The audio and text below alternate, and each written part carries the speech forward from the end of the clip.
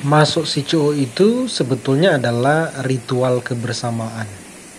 Karena upacara ini akan terlaksana apabila masing-masing anggota yang masih menghayati ajaran-ajaran leluhur bekerja sama.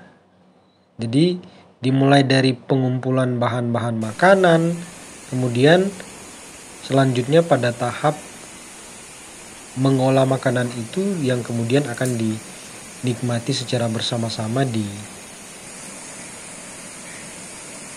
akhir acara. Nah, secara singkat sebetulnya Masuk Sico ini adalah ritus atau upacara ungkapan syukur kepada Tuhan Yang Maha Esa yang dilakukan pada saat bulan purnama atau dalam bahasa Minahasa Serapwangko. Dalam upacara Masuk Sico ada tahap-tahap yang penting untuk dilewati. Yang pertama, walian atau pendeta agama Malesung atau kepercayaan Minahasa tua ini, dia akan memohon petunjuk dari Yang Maha Kuasa melalui tahap kumapei atau seekor ayam itu akan digunakan untuk supaya diberikan tanda dari Yang Maha Kuasa, terutama pada hati ayam, tentang apa-apa yang dibutuhkan. Misalnya walian meminta supaya diberikan petunjuk di mana sebenarnya penyakit dan apa obat dari penyakit dari anggota yang datang untuk berobat di dalam ritus Masuk Sico ini. Karena dalam ritus ini bukan hanya ekspresi atau ungkapan syukur, tapi juga akan ada pelayanan dari walian. Jadi dia akan mengobati. Nah, pada tahap ini dia akan meminta sebenarnya petunjuk tentang salah satunya itu bagaimana menyembuhkan penyakit, bagaimana mengobati yang menderita sakit ini. Selanjutnya akan dilaksanakan penataan sesajian atau umper. Nah, ini harus dilaksanakan dengan baik dan tepat sehingga Yang Maha Kuasa itu berkenan, sehingga para roh suci leluhur itu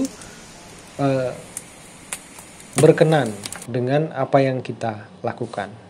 Walaupun itu sangat sederhana, tapi harus dilakukan dengan tepat dan terutama itu harus segenap hati, harus lekep nate.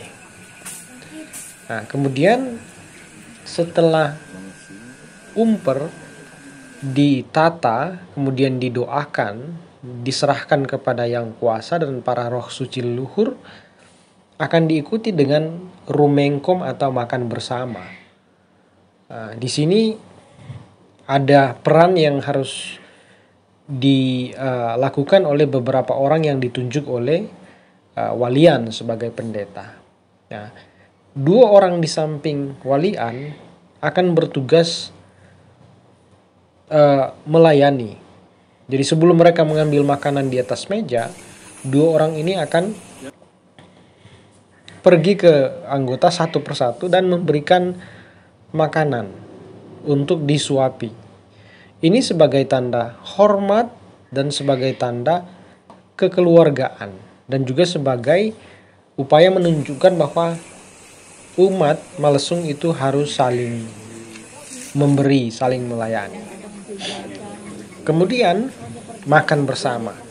Jadi apa saja yang di atas meja bisa diambil sesudah tahap boko ini.